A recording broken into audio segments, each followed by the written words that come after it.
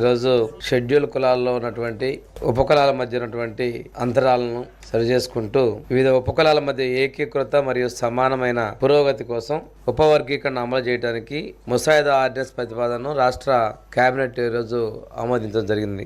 ఇది ఉపవర్గీకరణ అమలు చేయడానికి ఏప్రిల్ 15, 2025 మంత్రివర్గ సమావేశంలో ఆర్డినెన్స్ కు ఆమోదం లభించింది.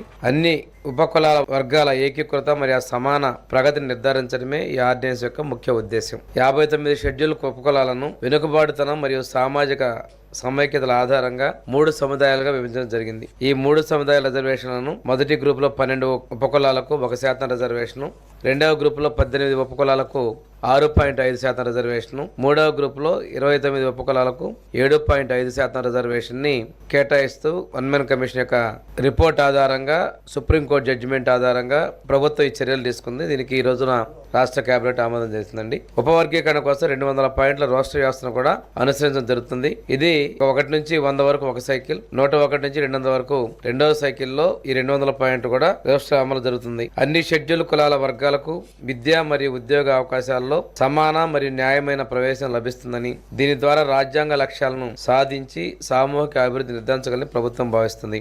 ఈ ఆర్డినెన్స్ రాష్ట్రంలోని 28 జిల్లాల్లో అమలు పరచడం జరుగుతుంది.